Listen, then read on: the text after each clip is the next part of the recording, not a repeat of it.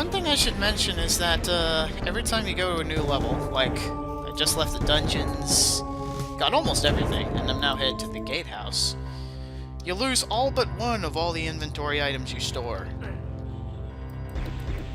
It really kind of sucks, but that means you can use up all your quartz flasks except one right at the end of a level to fully restore your health, so it'll still be good for later.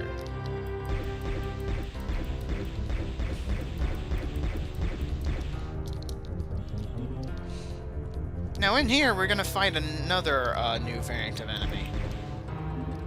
One of the most annoying on this difficulty, the fire-goyles. These are basically gargoyles that have way more health than the normal type. And also, as you saw there, can chuck small fireballs.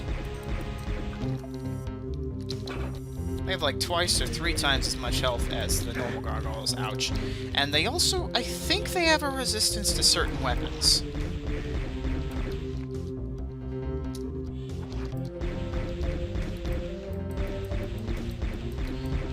Yeah, they can attack. Their fireballs don't do much damage, even on this difficulty, but they, since they attack so quickly, they're very good at destroying your armor, and you may need that.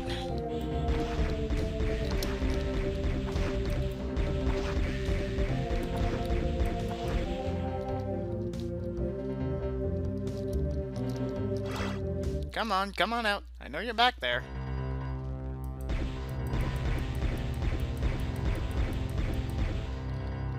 Okay. So in terms of a story for this game, all of it takes place in a universe called Parthoris. Not in our universe, and it's kind of a medieval time set, hence why you're seeing me cast all these sorts of magic spells, find all these mystical creatures, as opposed to doing things like killing mutants or some other sort of alien life form.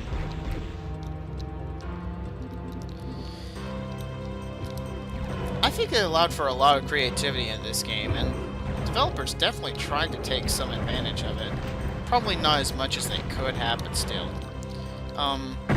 But anyway, in Parthoris were a whole bunch of different races, including the Sithra, which are some kind of lizard men. The insect men called Tchekrik, I think.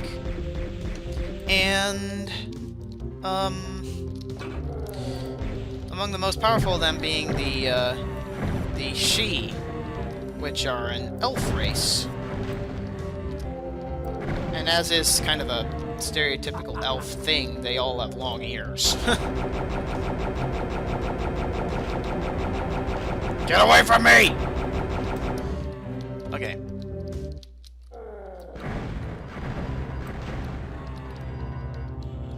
Hey, another shadow sphere. May want to use that in a second. But yeah, these 3 serpent riders. These monsters are, Parthoris was at peace until these 3 interdimensional warriors called the Serpent Riders showed up. And they use some sort of hypnotic magical powers to take over the minds of everyone who lived in Parthoris.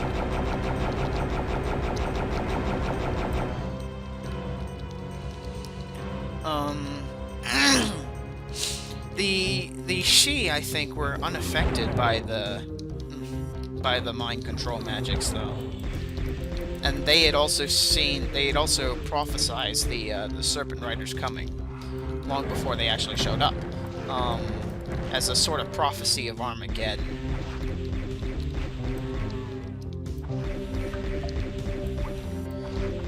So the She Elders, the most powerful of them, had prepared a magic spell to try and see if they could counter this threat when it arose, with the use of a whole bunch of candles. They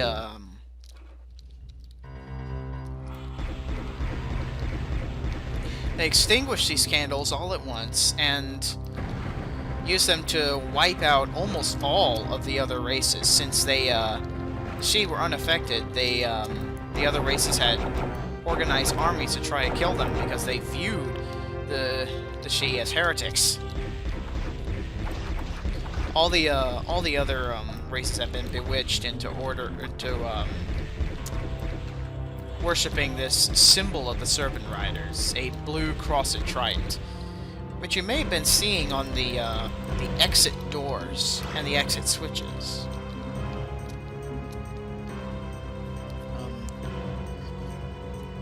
Sounds like there's someone else out there.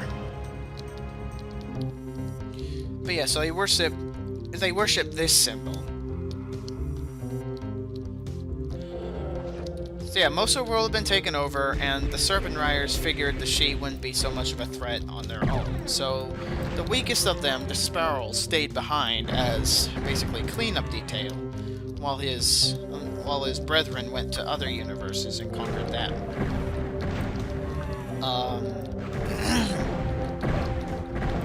So Despero witnessed the She using this magic spell to destroy the other races, but it had no effect on Despero or his monstrous creatures. So after all the armies of Parthoris had been killed, Despero was very angry, and he called in a whole bunch of monstrous creatures from an alternate universe, and also resurrected the dead in the form of these knights and mummies. And what I just used there was a Morph ovum. One of the most satisfying items to use in any game, in my opinion. Which, shoots out that little spread shot. Any enemies it hits are turned into pathetically weak chickens that can be killed by your very basic weaponry. The chickens can still hurt you, though.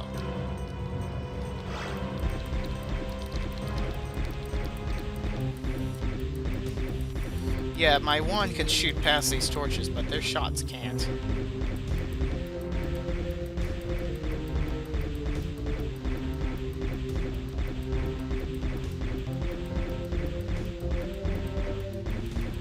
Good thing, too. Ow, ow, ow, hey!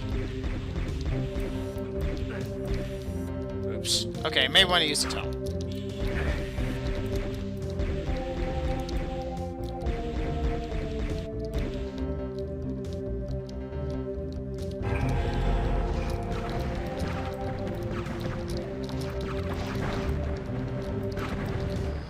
Yeah, pretty big nasty traps here. With a bunch of fire-goyles involved. Not cool! Not cool! Especially not since they're gonna sick even larger hordes on me later. And there's a dragon claw in that pool down there.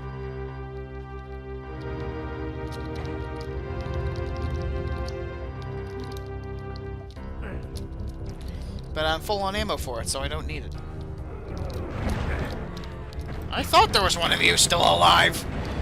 Anyway, so Despero resurrected... Oh, actually, hang on. I should stop talking about that now and start talking about what the Dragon Claw does when it's powered up. Makes that nice big blue explosion that shoots spike balls in 8 directions around it. And it can just blast the everlasting hell out of any sized group of enemy. It's not very efficient, though. So I would recommend only using it if you're up against a big group and you have a lot of ammo handy. Also, this is a Spectre Knight. He's a ghostly enemy, so some of the shots from the crossbow can't hit him. And also my staff cannot hit them at all.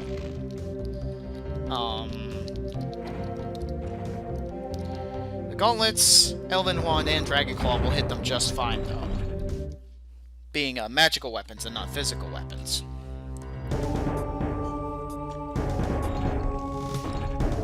So gatehouse finished. Now onto the guard tower. Anyway, so after that big magic spell had been used... Yikes, I'm in trouble already.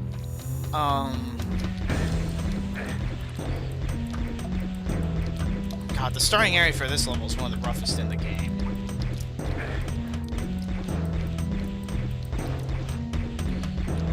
Okay, so Sparrow basically resurrected those that the she had killed with their spell. And also sent forth his legions of monsters, including these gargoyles, from an alternate universe. And they wiped out pretty much every last she they could get their talons on.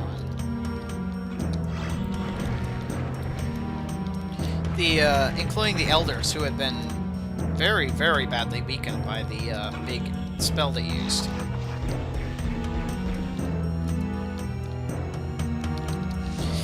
Except for a few of them, one of which is my player character, Corvus.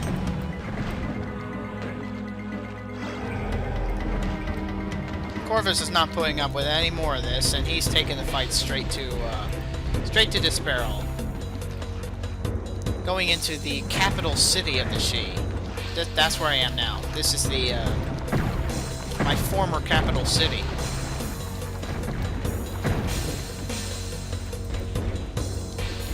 So yeah, the monsters have taken over this whole place and are using it as a large base of ops.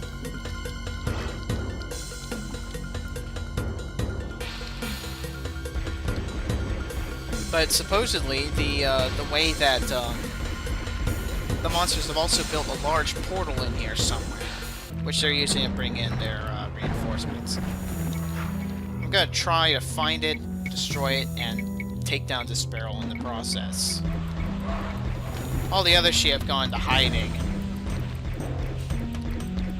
so I don't have any help for this. And we also have a new type of mummy up here. A nitromummy. He'll charge up fire magic and then launch out a little flaming skull.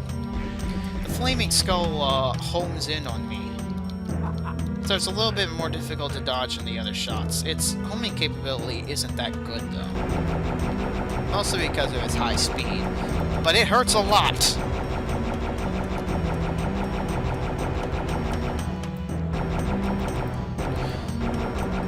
Yeah, Nitro Golem on its own isn't really worth much unless you're at low health. But when you start seeing a big group of them together, then you could be in trouble.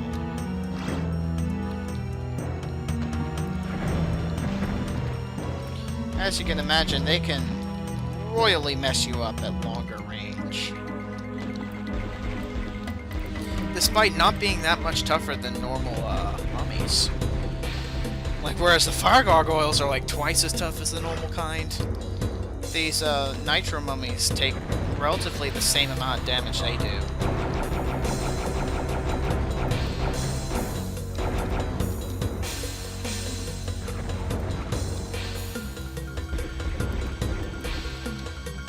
Up there on that tower is the yellow key.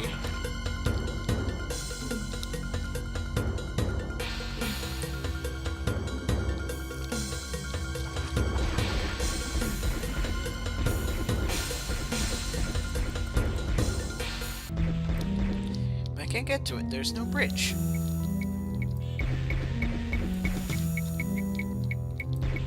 The bridge is over, or the controls to raise the bridge are over there. I think there's also a shield somewhere in here. Right here!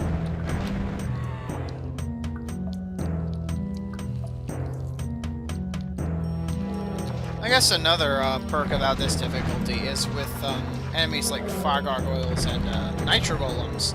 Since they're so aggressive about firing off their ranged attacks, you'll be able to tell which one's which immediately. Whereas on the lower difficulties, you won't be able to tell until they attack, since they don't look different.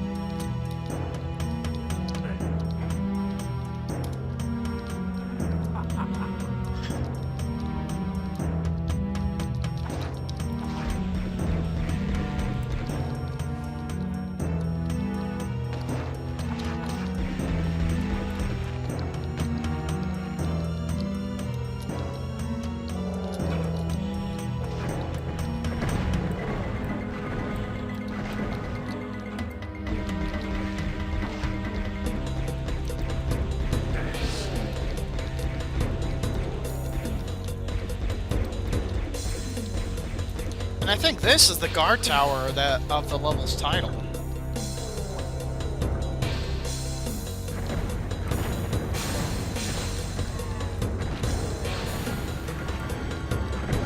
Yeah, the level design of this game is a little strange, and it's kind of difficult to tell what's what, but there's a bit of consistency in it. More so than there was in Doom, another far more famous FPS game that was released a while before this one.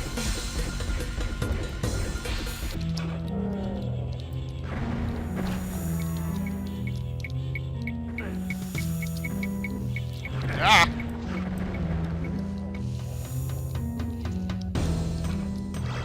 Yeah, no. That many nitro golems? No. That's something I definitely... Ow, ow, ow! Oh, God! That's definitely something you'd want to burst out a tome for. Shh. It's like I said, individually they may not be worth much, but when you start seeing more and more of them, your opinions about that may change.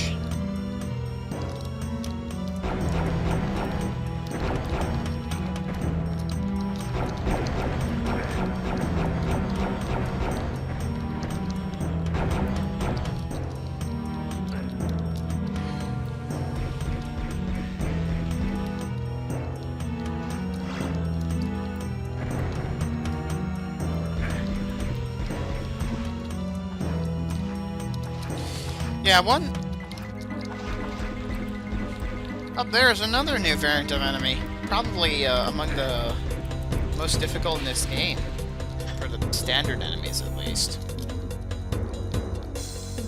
Definitely the most difficult we'll be facing in this level. Oh, there are also ghostly versions of mummies as well. But yeah, these are Disparal's disciples. They can levitate through the air, and their attack is to shoot these 3 electrical balls at you. They, it takes a while for them to warm up their attack, but it shoots in 3 directions, and it hurts a hell of a lot. When they're warming up the attack, they phase in and out of a ghostly state, like that. So sometimes your crossbow shots may not hit them as well. If you can hit them with it, it's quite effective against them, but Dragon Claw's even better. You need to kill those things fast before they absolutely rip you a new one. Now onwards to the Citadel. Basically the walled-off center of the city.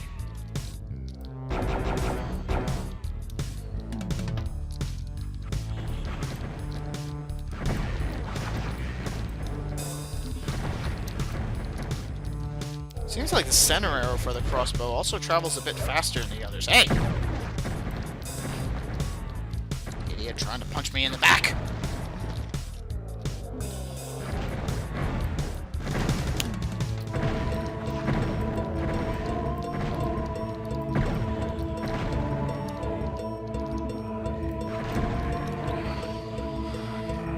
Yeah, you're often going to see Disparal's Disparal's disciples in pretty big congregations. That's one thing that makes them especially nasty. Where there's one, there are typically more.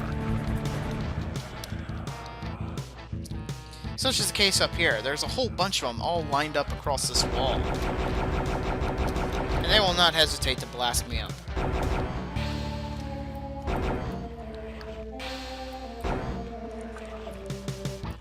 Good thing I have a weapon that does really well at a range like this.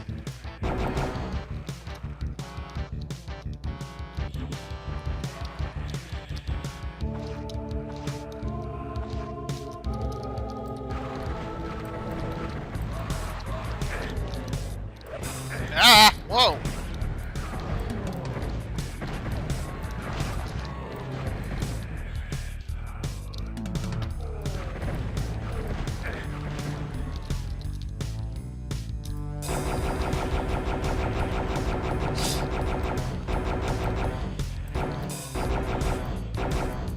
Yeah, that thing...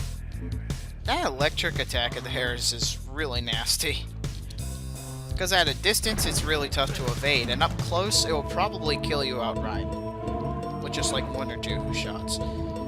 They're not very tough, though. They are a magic-using enemy, after all. You wouldn't expect them to be that durable. Well, then again, Disparel himself, the Serpent Rider, he's... I guess you could technically say he's a magic-casting enemy. And he's way tougher.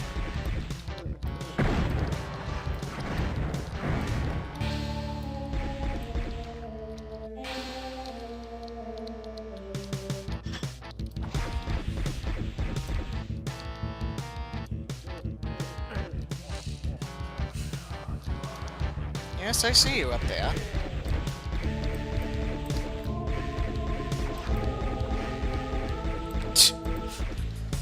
So silly. They keep trying to rush me through the windows. So silly. Well, on the plus side, those gargoyles do look pretty cool, I have to say.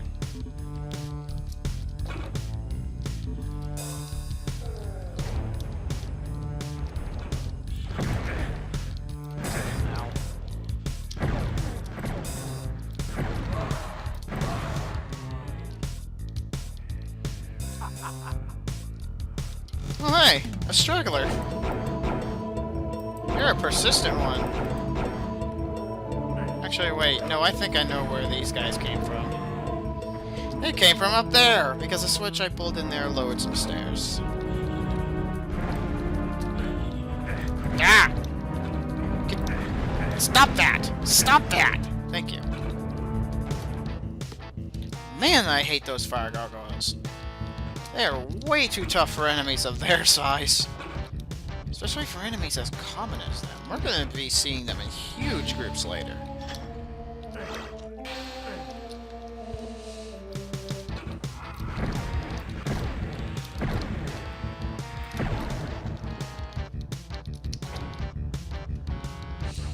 Also, you saw me do this earlier.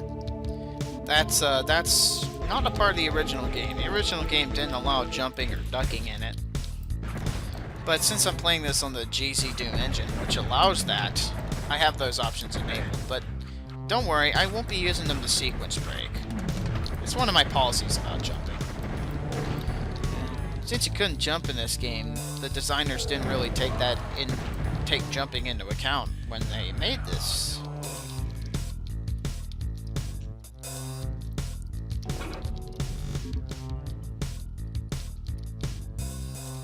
So it's very easily breakable in that regard. Not as much as Doom, which also didn't have jumping,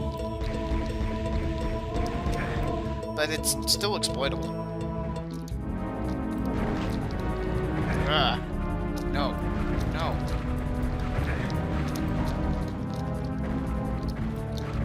I need to save that Dragon Claw ammo because there's a nasty trap outside. I'm thinking I may need to use a tome for it. Well, it's not exactly a trap as much as it is a huge group of really nasty enemies. Namely, disciples and fire gargoyles. Ah! Oh god. Oh god. Here they come! Here they come! There you are.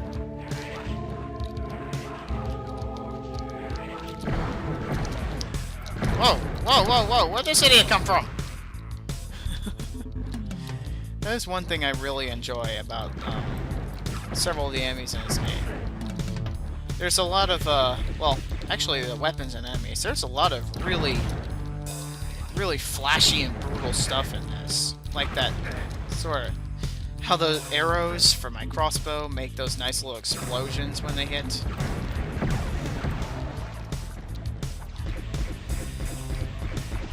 As opposed to just making like little sparks or getting stuck in things like they do in every single game nowadays. Ah! Hey! Do you mind?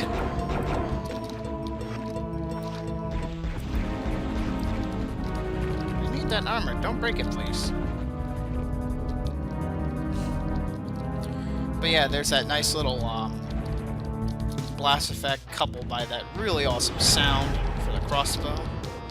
And the nice little explosion effects for the Dragon Claw, And the way some of the enemies die is pretty awesome too. Like with those disciples.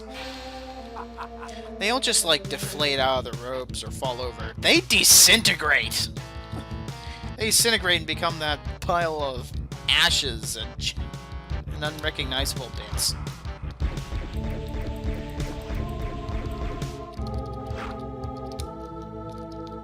Yeah, this area is really dark and it makes it hard to see these undead knights while they're chucking axes at you.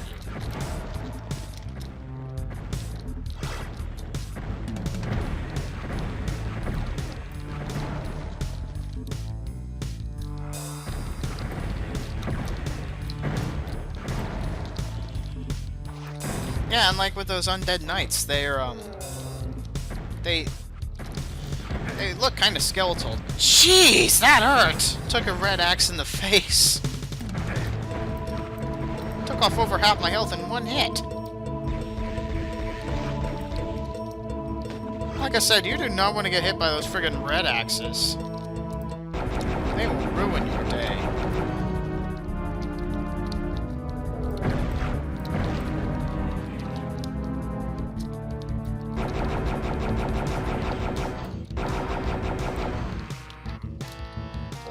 Yeah, like you saw, he just frickin' disintegrated in a whole bunch of purple magic sparks.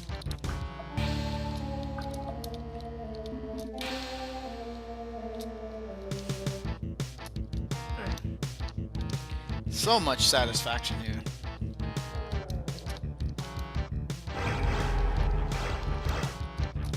And a ring of invincibility. Should be fairly obvious what that does.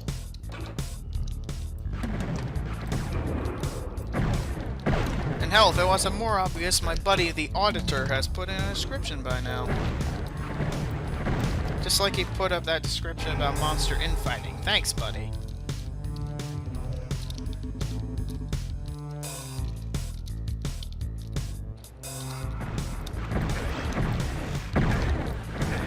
Ah! God, that one encounter.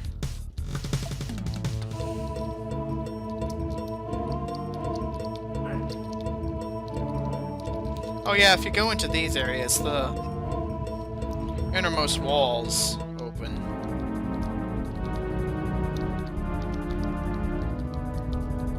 I don't really think I need that tome, but I'll go grab it anyway.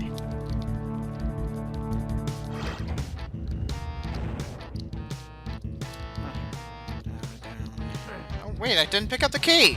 I totally scoped out the key, which is back here. Ah.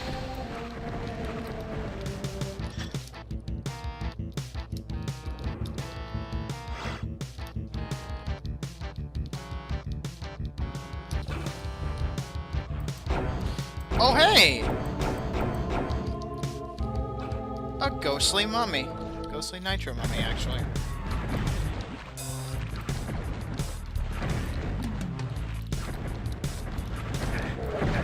Get out of here!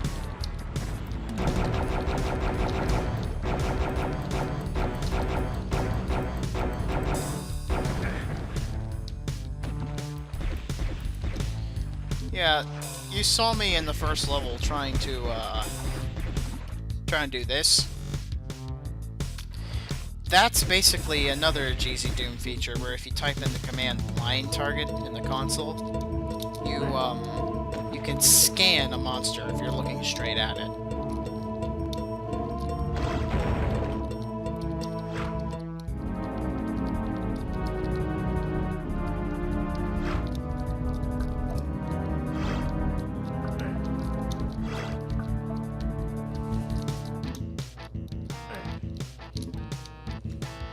When you scan a monster, you can see how much health it has remaining and how much health it starts with.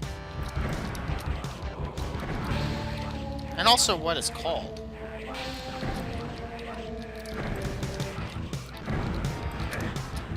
Or at least what its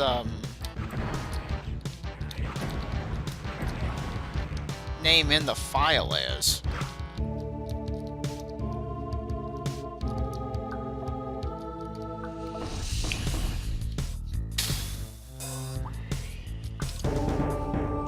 Citadel finished. And perfected. Now entering the cathedral.